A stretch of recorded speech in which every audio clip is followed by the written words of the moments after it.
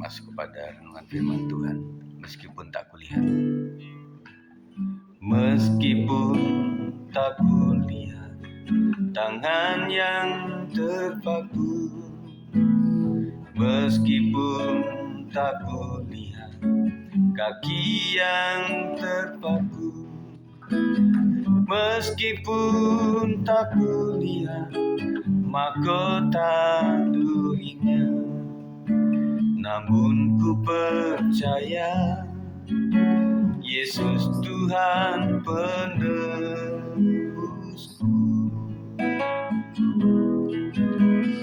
Meskipun tak kulihat lambung yang tertikam, meskipun tak kulihat darah yang mengalir, meskipun tak kulihat kuburnya yang kosong, namun ku percaya Yesus juru selamat. Ku yakin Dia menebus dosaku, ku yakin Dia berkuasa, ku jadi miliknya, Dia hidup dalamku, Yesus juru selamatku. Dari awal meskipun tak kulihat, meskipun tak kulihat tangan yang terpaku, meskipun tak kulihat kaki yang terpaku, meskipun tak kulihat mahkota durinya, namun ku percaya Yesus Tuhan penebusku. Meskipun tak kulihat lambung yang tertikam, meskipun tak kulihat darah yang mengalir, meskipun tak kulihat kuburnya yang kosong, namun ku percaya Yesus juru selamat. Ku yakin Dia menebus dosaku, ku yakin Dia berkuasa, ku jadi miliknya, Dia hidup dalamku, Yesus juru selamatku, Yesus juru selamatku.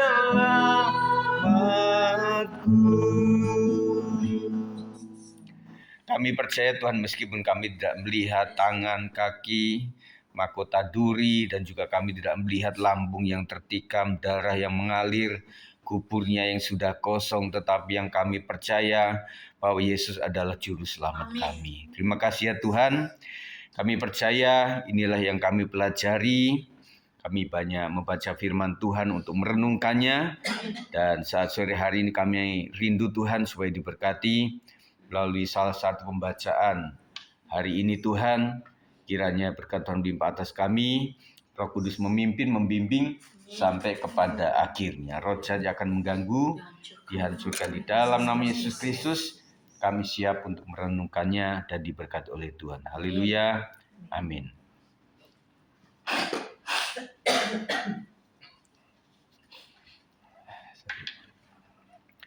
Puji Tuhan, renungan kita judulnya dipenuhi Roh Allah untuk melayani. Pembacaan kita ada di Keluaran 31 ayat 1 sampai 6. Kita baca sama-sama ya. Keluaran 31 ayat 1 sampai 6.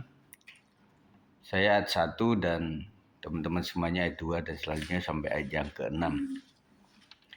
Keluaran 31 ayat 1 sampai 6. Berfirmanlah Tuhan kepada Musa, silakan. Lihat, telah kutunjuk Bezalel bin Uri bin Hur dari suku Yehuda. Dan telah kupenuhi dia dengan roh Allah, dengan keahlian dan pengertian dan pengetahuan dalam segala macam pekerjaan. Untuk membuat berbagai rancangan supaya dikerjakan dari emas, perak, dan tembaga. Untuk mengasah batu permata supaya ditata, untuk mengukir kayu dan untuk bekerja dalam segala macam pekerjaan. Juga aku telah menetapkan di sampingnya Aholiab bin Ahisamak dari suku Dan. Dalam hati setiap orang ahli telah kuberikan keahlian. Haruslah mereka membuat segala apa yang telah kuperintahkan kepadamu. Puji Tuhan. Jadi kita melihat di sini dalam pembacaan ini, kita cerita panjangnya sudah baca itu, bahwa keahlian itu datang daripada Tuhan. Jadi semua kelebihan, kemampuan apapun, nah terutama untuk pekerjaan Tuhan itu memang Tuhan sendiri yang menunjuk Bezalel ini untuk menjadi ahli di dalam pembangunan untuk pekerjaan Tuhan. Pendahuluan seringkali kita berpikir bahwa hanya pekerjaan di mimbar atau pelayanan rohani tertentu yang berasal dari Tuhan.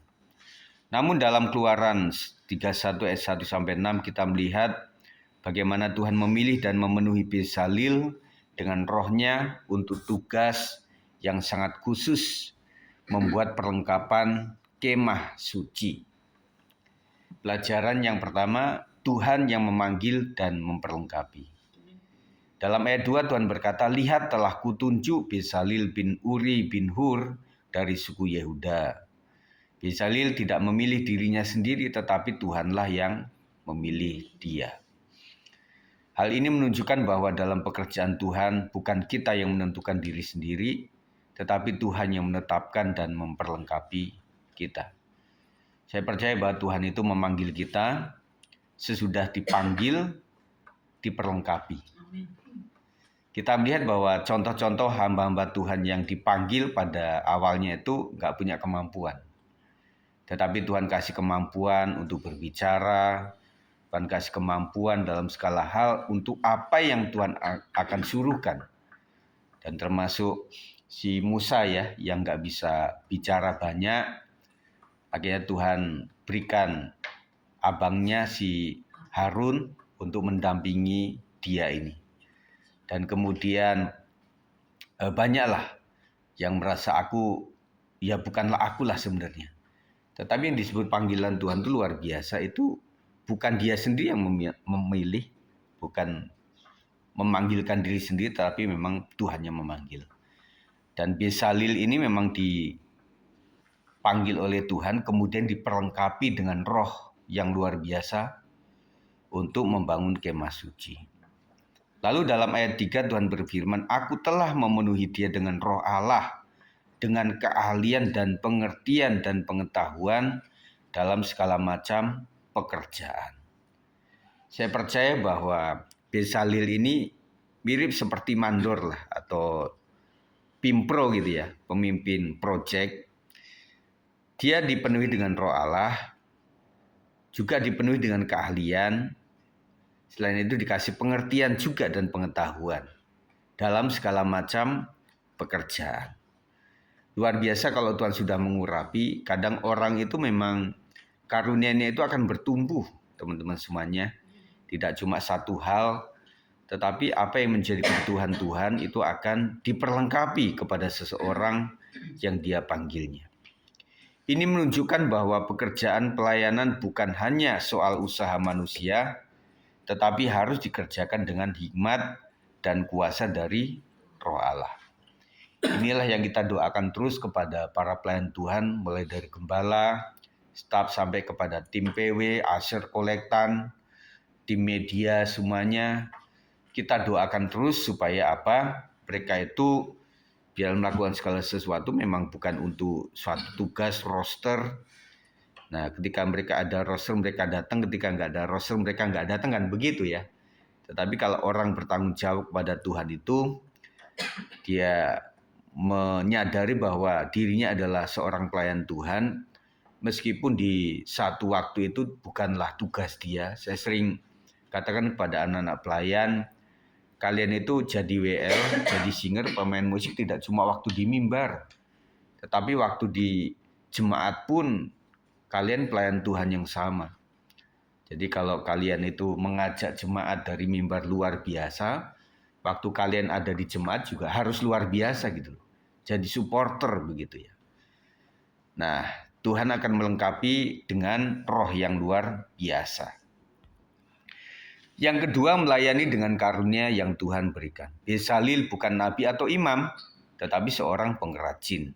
Ya, kita lihat memang betul di era-era yang lama atau mungkin masa sekarang juga orang berpikir bahwa pelayan Tuhan itu hanya seorang pendeta, seorang penginjil, guru Injil, sebagai seorang diaken, seorang pejabat-pejabat di gereja itu. Dan ternyata pengrajin pun juga seorang yang dibutuhkan dalam pekerjaan Tuhan. Dan itu juga hamba Tuhan. Makanya kita percaya bahwa dari ayat lakukanlah segala sesuatu seperti untuk Tuhan dan bukan untuk manusia. Dan saya percaya bahwa kaum profesional itu adalah orang yang dipakai luar biasa. Salah satu ciri khas GBI itu karena memang memperkerjakan atau memanggil para pendeta atau gembala itu dari kaum profesional. Makanya GBI begitu berkembang dengan cepat, oleh karena bisa melakukan apa-apa secara profesional juga. Yang itu terus kita arahkan untuk pendeta-pendeta yang sifatnya kejadian, bukan keluaran. Kalau keluaran itu dari sekolah teologi ya gitu. Tetapi kalau kejadian itu memang diangkat, tetapi dikasih porsi yang tidak seperti dulu. Sekarang dikasih porsi yang sama lah. Nah kalau untuk penyetaraan itu sebelum mereka menjadi pejabat itu dikasih sebuah media untuk belajar sama-sama. Kemudian dikasih apa Pak Bu namanya? Untuk disamakan gitu loh. Pengetahuannya itu disamakan supaya meskipun pendeta dari daerah pun mereka punya pengetahuan yang sama gitu. Setara lah gitu. Nah kalau zaman dulu itu seperti saya lulusan STH itu langsung bisa PDM waktu itu ya. Karena dianggap 4 tahun kuliah itu adalah pelayanan begitu ya. Tetapi aturan yang baru tidak seperti itu. Siapapun lulusan dari manapun juga harus mengikuti diklat, pendidikan latihan, kemudian ikuti ujian juga. Kalau itu dari STT yang memang berafiliasi dengan Petamburan, beda dengan yang sekolah teologi yang berasal dari tempat lain. Nah, itu disetarakan semuanya. Ujiannya juga luar biasa, apalagi yang sekarang itu luar biasa. Teman-teman kemarin yang diangkat itu, kalau kemarin itu kan zamannya saya itu masih di provinsi aja lah.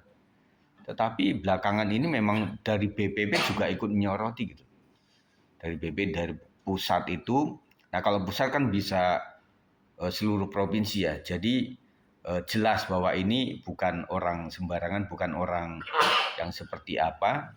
Jadi dari BPP oke, nah baru mereka melanjutkan itu. Itu dari awal loh, belum ujian itu ya. Dari pendaftaran gitu, oke ini boleh, ini tidak, boleh, tidak begitu ya. Nah setelah itu diokekan mengikuti ujian. Nah ikuti ujian juga nggak gampang. Itu begitu luar biasa, ilmu teologinya juga ada dari diklat itu. Kemudian setelah dianggap lulus dengan nilai itu, mereka diperkenalkan di SMD itu, sidang majelis daerah itu, diperkenalkan satu persatu. Supaya diharapkan semua pendeta yang hadir itu, melalui Zoom maupun TKP itu menyoroti iya. Siapa yang kenal, siapa kenal, oke enggak gitu loh. Nah ketika nggak ada interupsi, maka lanjut begitu ya. Nah untuk PDP, PDM itu di SMD dilantiknya. Kalau PDT itu dari Sinode Raya begitu ya. Demikian pula penggabungan-penggabungan itu aturannya adalah kalau misalnya dia PDT menggabung ke GBI menjadi PDM. Jadi diturunkan satu tingkat untuk bisa mengelola lagi, dan kemudian nanti supaya apa? Waktu dia pendeta ada kok yang gabung itu dengan jemaatnya yang cukup besar begitu ya.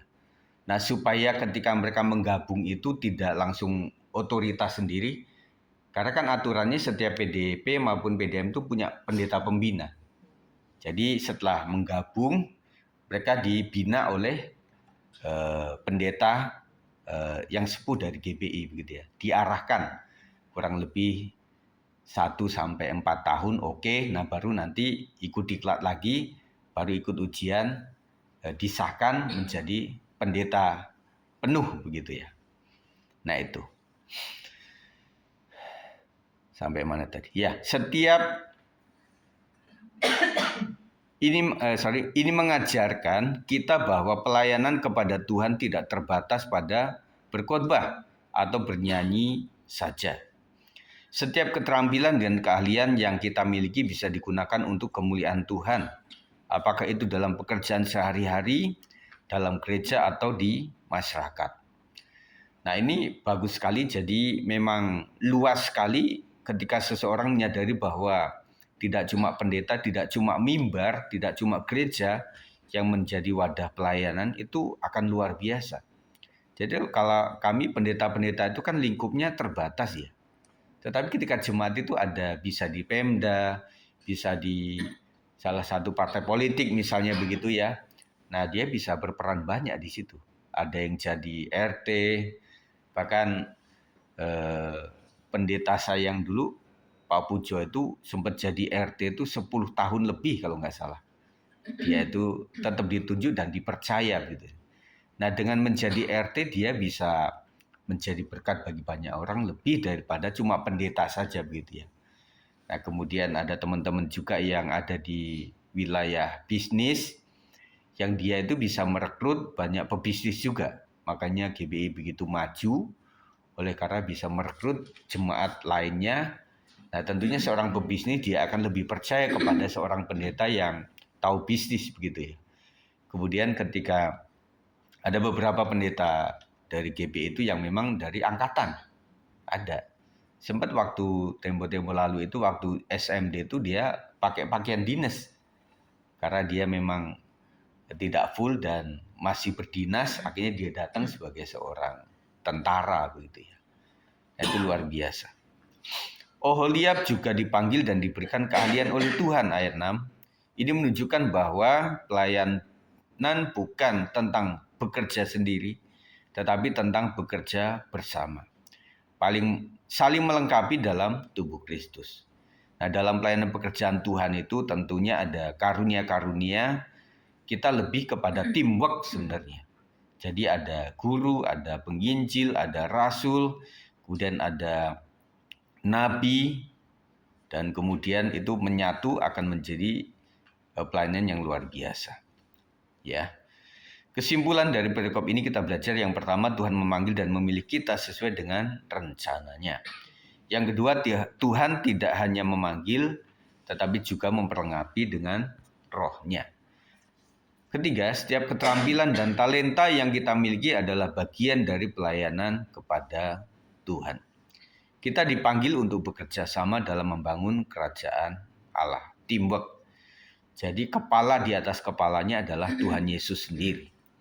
Jadi Tuhan Yesus melalui rohnya memimpin menuntun setiap gembala, dan gembala mengarahkan kepada staf, sampai kepada jemaat Tuhan. Pertanyaan buat refleksi, apakah saya sudah menyadari bahwa setiap keahlian saya bisa digunakan untuk kemuliaan Tuhan? Nah, jelas sekali bahwa setiap keahlian kita itu datang dari kita belajar, kemudian Tuhan juga kasih itu. Jadi contoh kata, kalau memang orang tidak berbakat, ya bisa sih, misalnya bakatnya bukan seorang penari, disuruh nari juga bisa, tetapi beda sama yang berbakat gitu loh. Nah, kalau saya suruh nari, itu mungkin, saya pernah kan ikut pelatihan tamborin waktu di Lampung itu. Jadi ada beberapa itu, 5 gerakan itu 4 inget, 1 lupa. Tambah lagi, lupa lagi gitu loh.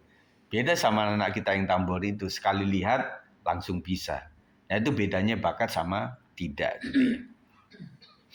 Apakah saya mengandalkan Roh Kudus dalam pekerjaan dan pelayanan saya? Nah ini betul sekali bahwa kadang kita kan lihat ya, ada orang yang ditunjuk langsung tetapi sukses. Justru orang yang dikasih roh terjadwal, semakin dia mempersiapkan diri, semakin dia mengandalkan kekuatan manusia dibuat gagal begitu ya. Nah makanya teman-teman sekalian berusahalah tidak cuma mengandalkan saya sudah dijadwal sejak awal, tetapi tunjuk langsung pun juga siap gitu loh. Namanya Kopassus gitu loh. Jadi sekali tunjuk siap. Nah makanya sejak saya jadi pengerja itu sudah terbiasa dengan persiapan gitu loh. Yang pertama yang saya siapin setiap mau pelayanan itu adalah cerita sekolah minggu, kemudian lagu-lagu. Entah saya nanti ditunjuk langsung sebagai WL di youth atau di sekolah minggu gitu. Jadi saya selalu siapin begitu. Dan kemudian cara saya adalah dengan list lagu-lagu itu saya tandain ini yang sukses, ini yang kurang gitu.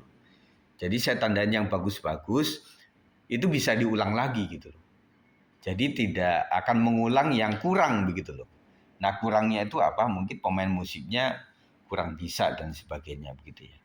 Jadi saya siapin itu. Ya sampai sekarang pun begitu. Ketika ada yang melayani, contoh kemarin itu youth kan ada yang bertugas gitu ya. Saya tetap buat. Kemudian WB kan juga ada yang bertugas. Saya buat juga gitu loh. Jadi itu saya sudah terbiasa mempersiapkan diri. Jadi tunjuk langsung juga udah begitu ya, sudah siap gitu ya. Bagaimana saya bisa lebih setia dalam menggunakan talenta saya bagi Tuhan? Nah, tentunya talenta yang kita semakin asah, semakin fasih, semakin kita bisa melakukannya, semakin berbobot, dan saya rasa hari-hari ini adalah masa perjuangan para pendeta yang sudah lama ya, sudah sepuh, karena generasi Gen Z itu sudah mulai masuk kepada dunia kerja, mereka sudah gede-gede gitu. Jadi ini harus menjawab kebutuhan. Dan kemudian memang betul, jadi bagaimana kita itu mengkomunikasikan kepada anak-anak mereka itu ya. Karena mereka itu kan multitasking. Kalau kita kan nggak multitasking. Jadi mereka bisa kemana-mana, tapi tahu gitu loh. Dari 4 yang dia lakukan itu, 4-4-nya bisa tangkep. Kalau kita kan belum tentu. 2 aja pusing kok, aduh musik ini belum selesai gitu ya. Nah kalau mereka bisa gitu ya. Nah apalagi ada gadget media yang ketika seorang berkhotbah itu, dia bisa oprek lagi handphonenya. Ini benar nggak ini khotbahnya seperti itu. Nah kok zaman dulu enggak, saudara sekalian. Kita butuh ilmu apa? Kita mesti ke perpustakaan. Di perpustakaan nggak ada, kita ke Senen. Zaman dulu kan toko buku selain di BPK kan ada di Senen tuh. Nah Senen itu kan komplit semuanya ya. Buku-buku ada dan juga lapo-lapo juga banyak. Jam-jam juga banyak gitu. Itu di Senennya. Nah sekarang nggak begitu. Jadi mereka dengan handphone itu dunia sudah mereka kuasai, istilah kata begitu. Nah akhirnya kita mesti mengupdate, mengupgrade terus ya. Kita nggak boleh dianggap yang ketinggalan gitu ya. Dan update terus. Contoh kata yang tidak dalam pelayanan itu adalah para pelawak. Para pelawak itu up to date. Mereka itu dari lagu-lagu semua, mereka baca buku semuanya. Dari jok-jok yang mereka lakukan itu mereka tahu semuanya. Jadi ketika kalau orang nggak update itu, mereka punya lawakan kita nggak ngerti. Orang ketawa kita belakangan. Nah kita ketawa juga nggak tahu itu maksudnya apa gitu. Nah kita butuh update dan upgrade ya. Nah dalam isi doa kita berterima kasih karena Tuhan yang memilih dan memperlengkapi kita sekalian. Kita bersyukur bahwa saya bisa oleh karena Tuhan, dan oleh karena itu datang daripada Tuhan, saya kembalikan untuk kemuliaan nama Tuhan. Dan juga permohonan tolong kami untuk mengenali panggilan-Mu dalam hidup kami, dan memakai setiap talenta yang Engkau berikan untuk kemuliaan-Mu.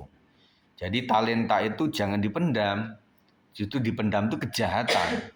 Tetapi orang yang melakukan talenta itu dia punya, menghasilkan laba, habis itu ditambahin lagi. Tambahannya dari mana? Dari yang males-males gitu loh. Jadi makanya teman-teman semuanya, ketika kita banyak pekerjaan yang harus kita lakukan dalam pekerjaan Tuhan, ya bersyukur gitu loh. Jangan mengurangi.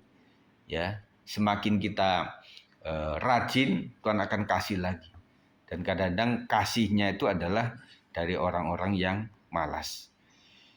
Biarlah kami selalu bergantung pada Roh-Mu dalam setiap tugas dan tanggung jawab yang kami emban. Nah, kita selalu berdoa seperti itu.